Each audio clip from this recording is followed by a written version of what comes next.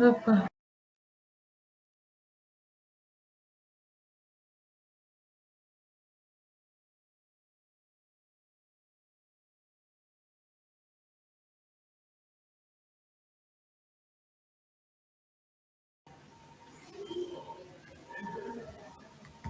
Mm.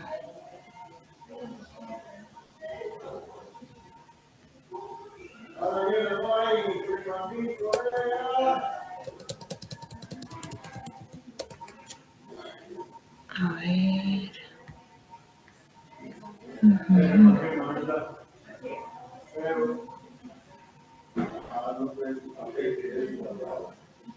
Dios mío.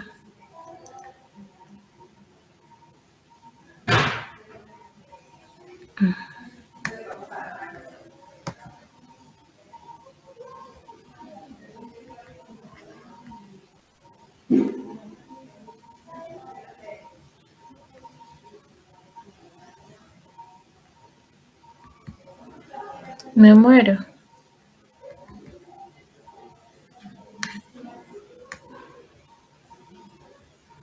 Espérame un segundito.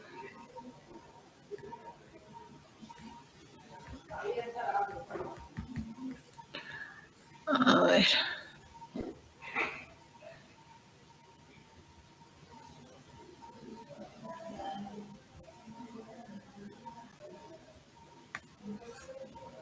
Ok, voy a intentarlo de nuevo ya.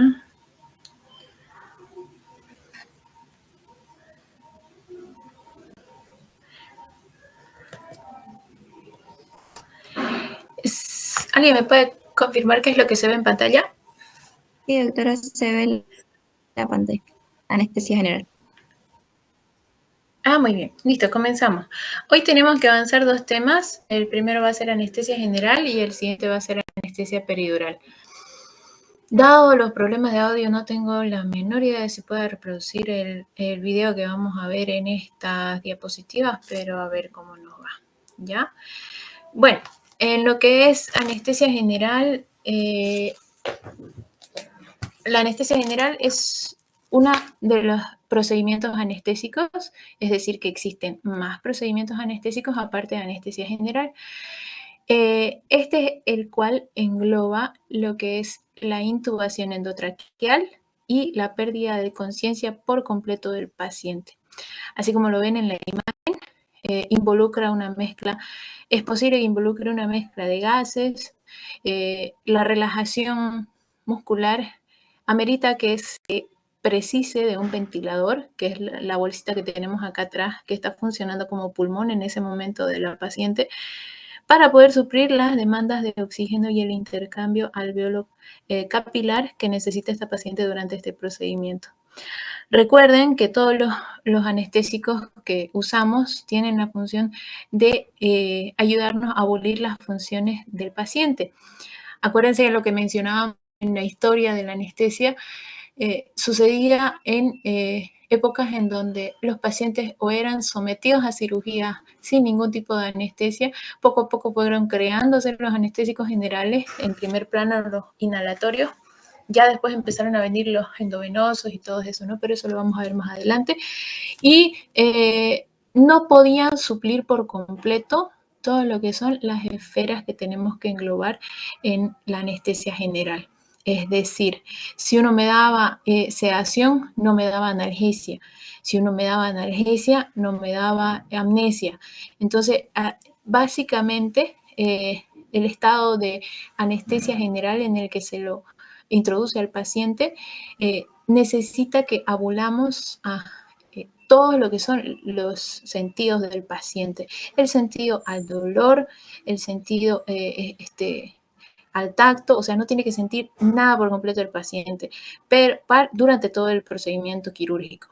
Entonces, estos son de indicación de procedimientos ya mayores, como ser una anestesia para un procedimiento de una colonoscopía, algo que va a durar increíblemente más tiempo del que nos puede durar una anestesia raquídea o una anestesia peridural, ¿no? Entonces, también podemos verlos en la indicación de procedimientos anestésicos para procedimientos pulmonares. Es decir, si yo quiero hacer una, ¿cómo se llama? Si yo quiero separar las pleuras, que existe una patología donde las pleuras se unen después de un derrame pleural, voy a necesitar que el paciente deje de respirar para poder hacerlo de forma más segura, ¿verdad? Entonces voy a necesitar de anestesia general. ¿Pudieron ver el cambio de diapositiva? Sí, doctora. Sí, doctora. ¿Se ve el cambio? Buenísimo, ya. Tenemos anestesia general. Dentro de lo que es el concepto tenemos varios conceptos. El segundo es el que más completo lo he encontrado. Dice acá, un estado reversible inducido farmacológicamente que se caracteriza por inconsciencia, amnesia, inmovilidad, analgesia. Dado que es un estado similar a un coma, esta definición se podría simplificar en decir que la anestesia general corresponde a un coma farmacológico reversible, asociado a una mantención de la homeostasia interna.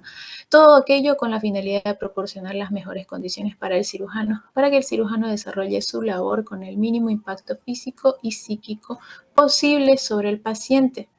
Esto lo dijo Pena y Gutiérrez el 2017 y no queda lejos de la realidad. Las palabras más resaltantes de este término serían coma farmacológico reversible, porque es un estado donde se induce al paciente a perder todos sus sentidos, lo hago a través de drogas y lo puedo revertir en el momento en el que yo necesite revertirlo. Bueno, en la anestesia general, así como les andaba comentando a sus compañeros en la mañana, uno se va a dar cuenta que necesita saber qué tan profundo puede llegar a estar un paciente y en qué consiste esta profundidad. Las fases de la anestesia general son 3, inducción, mantenimiento y recuperación. Dentro de lo que es inducción, vamos a ver la etapa en donde se administran drogas que provocan analgesia, hipnosis, relajación muscular para poder realizar la intubación orotraqueal o nasal. Y esto es un estado que pasa desde la conciencia, el paciente habla, se comunica, está despierto, y vigilia a un estado de inconsciencia profunda, al estado de prácticamente este paciente no responde. La fase del mantenimiento es todo lo que involucra desde que se duerme hasta que se despierta. Esto puede durar desde 15 segundos, como lo mencionaba en un ejemplo en la mañana con un pediátrico que necesite, sacar un cuerpo extraño en vía aérea, o puede durarme hasta 8 a 9 horas en los pacientes en los que hemos tenido cirugías prolongadas, como ser una cirugía de Whipple. Estas son cirugías sumamente prolongadas, o incluso hasta ahí tenemos el concepto de anestesia general, dentro de las fases de la anestesia general. Aquí dice, es la fase donde se produce el acto quirúrgico. ¿Qué es lo que tenemos que hacer? Mantener al paciente. Recording stopped. Mantener al paciente con una pérdida de la conciencia de forma temporal. A ver si alguien puede habilitar de nuevo la grabación para que puedan compartirla entre ustedes después, mientras voy a seguir avanzando ya. Entonces, ¿qué es lo que tenemos que mantener durante este transquirúrgico, como por así decirlo? Tengo que mantener la hipnosis, analgesia y relajación muscular. Como última fase tengo recuperación, la fase en la cual se elimina todos los anestésicos. Así como ustedes han revisado ya farmacología, y es una de las razones por las cuales si no han avanzado fármaco, no pueden entender, no pueden avanzar lo que es anestesiología, porque para eso necesitamos saber que todas las drogas al ingresar sufren un proceso de cambio que hacen que su efecto sea producido, y también sufren un proceso de cambio que hacen que su efecto termine. Entonces, yo en esta fase de recuperación es la fase en la cual se eliminan los anestésicos y el paciente recupera el estado de conciencia. Es hasta el despertar del paciente. El paciente vuelve al estado de vigilia, dice ahí. Entonces, todo lo que conlleve a la fase de recuperación del paciente entra en esto.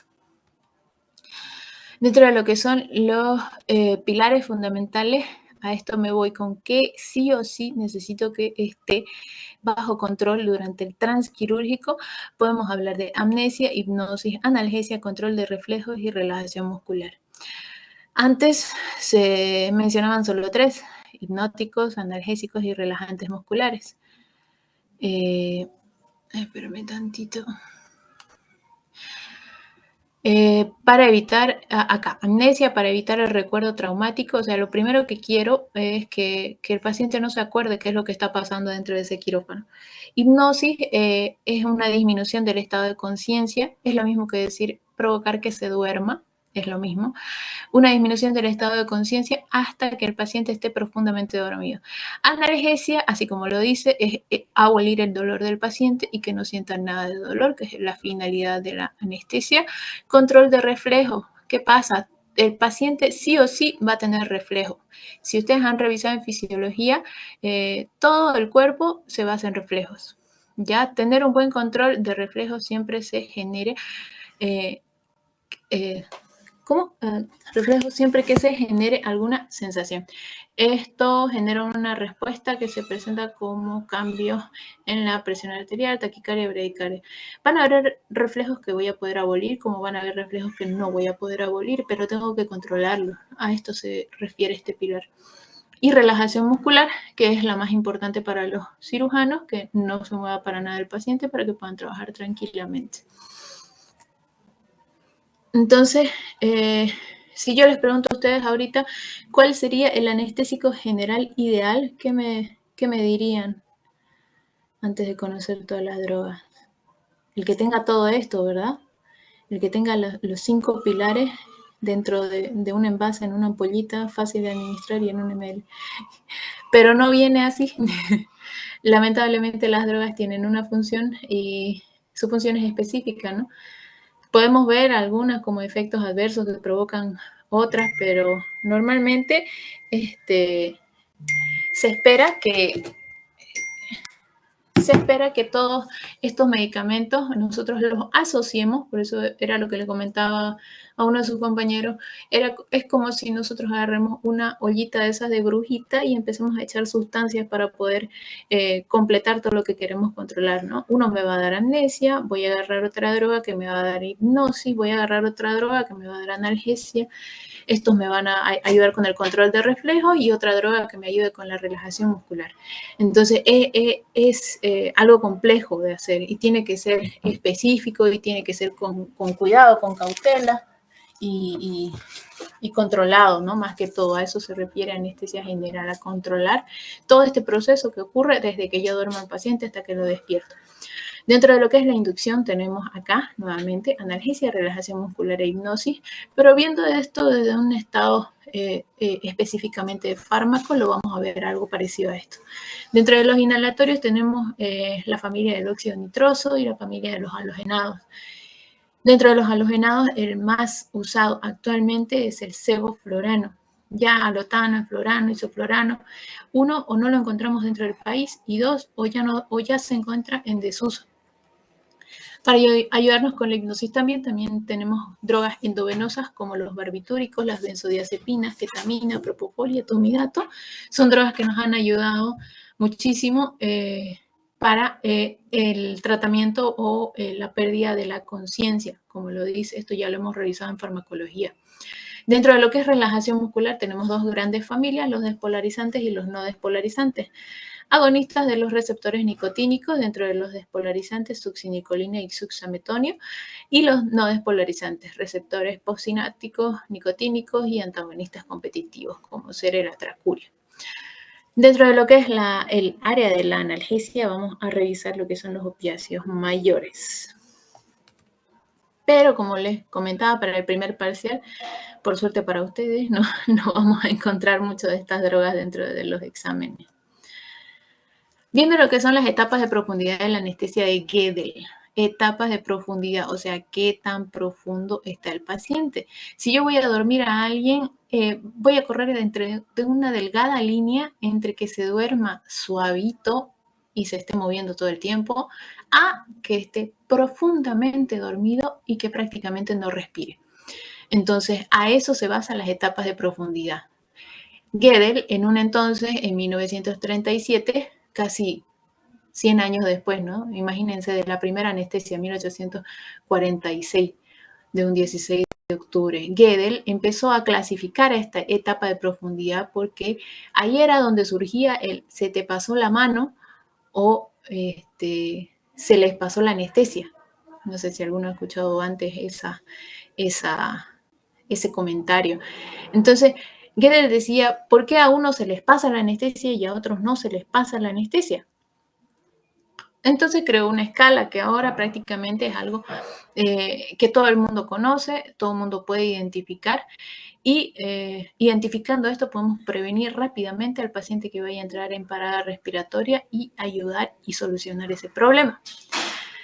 Entonces, en 1937, con el objetivo de cuantificar la intensidad de la depresión que causan los anestésicos generales en el sistema nervioso central, describe 4 etapas de la anestesia.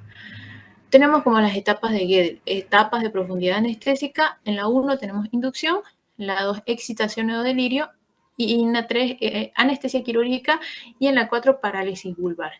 Esto, como bien lo menciona, en la época en la que crearon, que fue uno de los primeros años donde surgió la anestesia, estaba basado en lo que es anestesia con gases inhalatorios, porque todos los gases inhalatorios me provocan este periodo de acá, excitación o delirio. Todos inmediatamente cuando empezaban a perder la conciencia, o sea, cuando empezaban a adormecerse, como por así decirlo, entraban en una etapa de agitación en la que golpeaban, jalaban o se movían por completo las piernitas y los bracitos. Entonces, a eso le llamaron etapa de excitación. Entonces, pasada esa etapa, ya el paciente se encontraba completamente inmóvil, apto para la anestesia quirúrgica.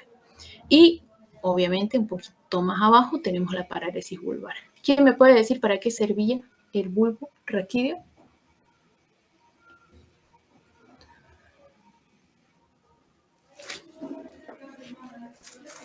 ¿Tenemos estudiantes? ¿Hay alguien que me pueda decir para qué servía el bulbo raquídeo? Era donde se encuentra el centro respiratorio y centro Exacto. Muy bien. Exactamente. Es para eso que nos sirve el bulbo respiratorio. Es nuestro sistema autónomo. Aunque ustedes no lo estén mandando en este momento que están sentados enfrente de esa pantalla, alguien le está diciendo a sus pulmones que tienen que respirar. Entonces toda la musculatura accesoria, lo que son los músculos intercostales, el diafragma y todo, se está moviendo en orden a esa demanda. Entonces, eso es lo que les da autonomía a su cuerpo de seguir viviendo. Si yo voy y de la nada hago una parálisis vulvar, a menos que yo lo ayude, a menos que yo lo intube y le dé una ventilación mecánica, no va a poder ese paciente sobrevivir más de 3 minutos. Entonces, dentro de la descripción tenemos, esta etapa comienza con una administración del anestésico general, termina cuando el paciente pierde la conciencia, lo mismo. Comienza con la pérdida de la conciencia, termina cuando comienza la respiración regular, lo mismo. Comienza con la regularización de la respiración y termina con parálisis vulvar. Es decir, podríamos tener a un paciente completamente dormido, pero respirando. Entonces, el punto caramelo, como por así decirlo, era ese punto. Termina con la parálisis vulvar. Aquí, ya diría yo, si mi paciente no está intubado y continúa esta parálisis vulvar, a menos que yo lo ventile, se me va a pasar la anestesia, ¿verdad? La intensa depresión del centro respiratorio y vasomotor del bulbo raquídeo, del cese completo de la respiración espontánea y colapso cardiovascular. Además, nos viene el colapso cardiovascular. Imagínense. Vamos con los planos que tenemos gracias a la etapa quirúrgica, que es el punto caramelo que les mencionaba. Va a contar de 4 planos. Plano 1, 2, 3 y 4. Los tenemos acá a continuación. Planos de la tercera etapa. Descripción, relajación ligera, somática de la respiración es regular. Es para identificar a este tipo de paciente. Cambios de la respiración. Inhalación se vuelve más breve que la exhalación. existe una coordinación entre inhalación y exhalación. Músculos abdominales en el plano 3 completamente relajados y la respiración diafragmática es muy prominente. O sea, hasta para ver a estos planos teníamos que identificar el tipo de respiración que tenía este paciente. El reflejo palpebral está ausente. En el plano número 4 teníamos músculos intercostales completamente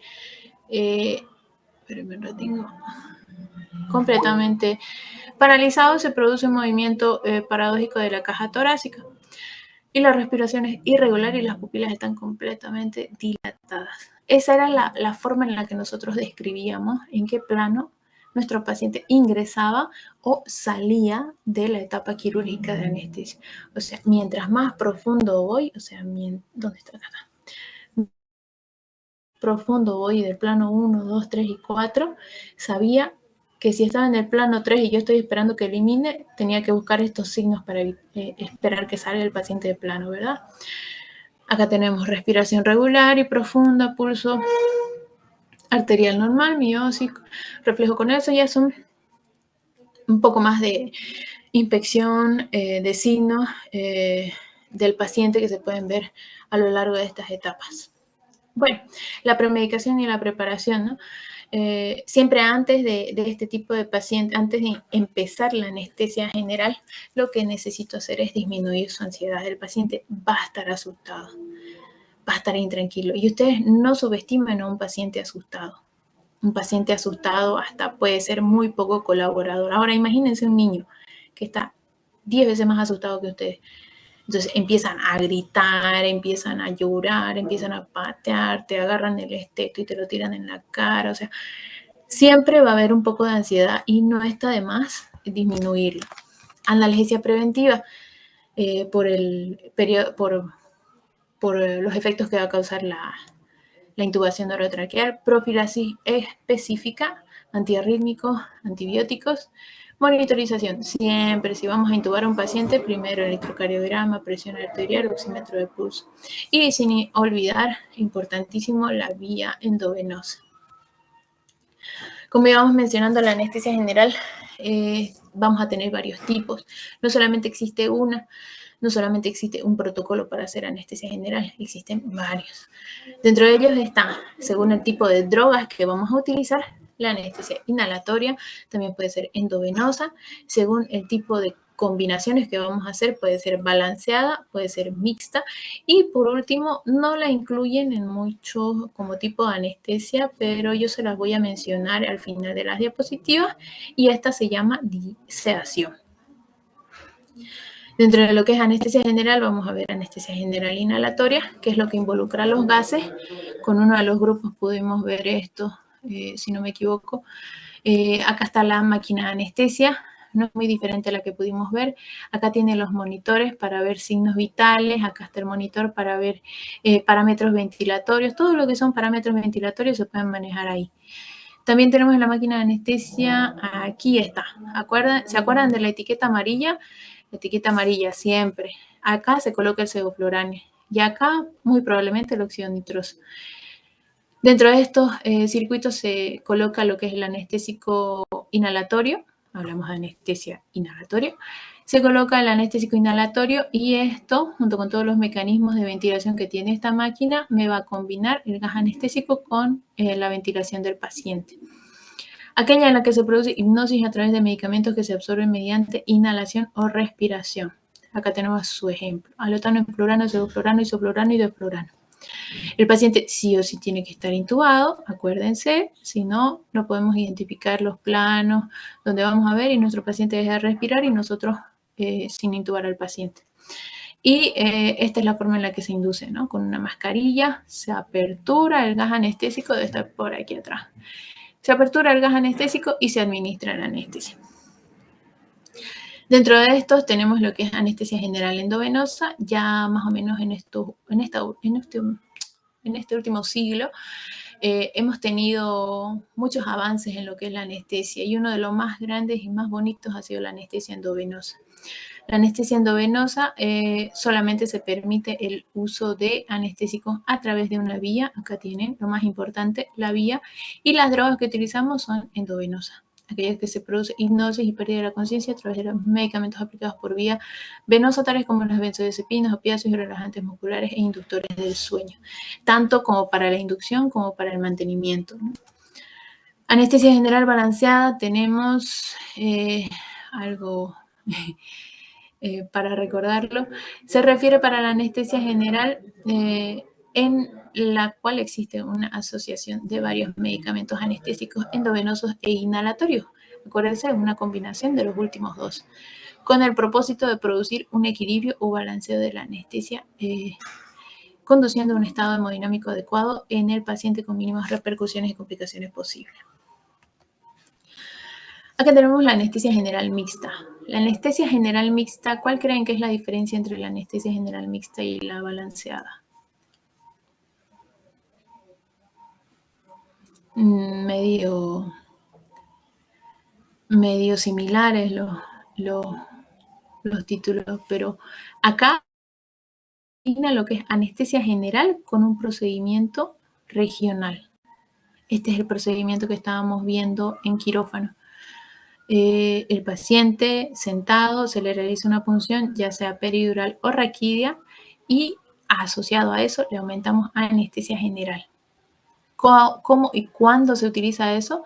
Cuando tenemos un paciente con indicación de cirugía prolongada, si puedo yo dejarle un catéter aquí adentro para continuar administrando drogas, se le llama catéter peridural continuo. Entonces, imagínense que la cirugía tardó 3 horas y el bloqueo peridural no me va a durar más que 6. Entonces, el paciente en su primer día, en sus primeras 24 y 48 horas, va a sufrir de extremo dolor porque la cirugía es sumamente dolorosa. Ejemplo, una cirugía de colon. Entonces, el dolor que ellos mencionan es arriba de 9, incluso 10. Entonces, este dolor es casi inhumano que alguien mantenga a una persona con ese dolor. Así que se la asocia a un procedimiento quirúrgico regional, como ser una anestesia peridural, y a través de ese paso al mundo de los normas, se le puede administrar una droga que ayude un poquitín de tiempo a estar al paciente sin dolor. Acá, procedimiento regional, anestesia general luego. Y acá podemos utilizar ese lugar para mantener el paciente endovenoso, son bombas de inyección. Y acá la inyección. Se refiere a la anestesia general, se habla de la venosa asociada a una durante la relación con peridural por requídeo. Nuevamente acá la imagen se las pongo casi todo el tiempo. Para la preparación. Siempre tratar de prepararse bien antes de intubar a un paciente. Esta imagen es una combinación y se las puse solamente para que se pongan a ver la asociación que existe entre todo lo que hemos hablado. ¿Cómo identificamos a un paciente? ¿En qué plano o en qué fase podemos identificar que se encuentra a través de un examen físico? Acá tenemos fase de la anestesia, un comportamiento, el paciente en esta fase va a tener un comportamiento desorientado, el tipo de respiración que va a hacer, tórax abdominal, la forma de la pupila irregular con jadeo. No, esa es la forma de la respiración. Y la forma de la pupila es esta. Posición del globo ocular variable. Entonces, de acuerdo a los planos, ya vamos entrando en el 2 y en el 3, acá está bien descrito los 4 planos, vamos a ver que existen diferentes formas de reflejo. Todavía el de párpado va a estar presente, el de córnea no tanto y el lagrimeal es el último que se va. Actividad del globo ocular en casi todos estos 2 planos va a estar en nistagmus. Ya en estos últimos 2 ya va a ser fijo. Tono muscular, esfuerzos, reflejos laringeos, faringeos, deglución, vómitos. Para estudiar a un paciente, esto es lo que espero, por lo menos pueda deglutir. Respuesta a la cirugía, estimulación, reflejos, todos. Reflejos diversos, tos. Bueno, en sí son todo esto. Y acá lo vemos, parálisis de la respiración, paciente moribundo, no respira y las pupilas. ¿Alguien se acuerda dónde más hemos visto estas pupilas? ¿Me puede dar una patología donde se vean estas pupilas? ¿O esta? Vamos a poner estas dos. ¿Nadie? ¿Enfermedad de Graves, base 2? ¿Hipertiroidismo, doctora? Naveral más lo van a encontrar en un paciente tequeado con una muerte encefálica. Entonces, es para recordar, cuando es bilateral, ¿no? Es para recordar porque estas son imágenes que quiero que no se les olvide para nada en su vida. Esto es lo que ustedes nunca quieren ver en un paciente que está a cargo de ustedes. Esta dilatación pupilar. La muerte cerebral es a lo que se llega si un RCP no es suficiente. Ustedes pueden tener una plantita que pueden mantenerla respirando, pero si ya tiene muerte cerebral su paciente, es muy poco probable que salga todo bien, ¿no? Y ya es prácticamente que le han dado una patadita para ir más allá. Y bueno, está muy similar con las últimas fases de los planos profundos de la anestesia, si se dan cuenta. Entonces, a ver, ¿quién es Jenny? Pero me la tengo.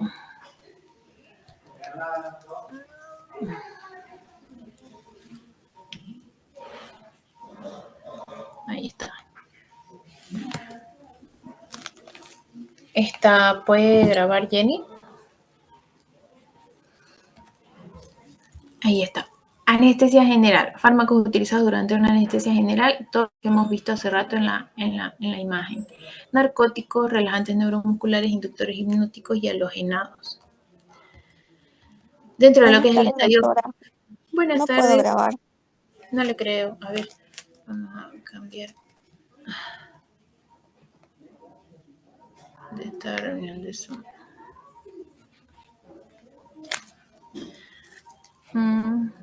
Reacciones.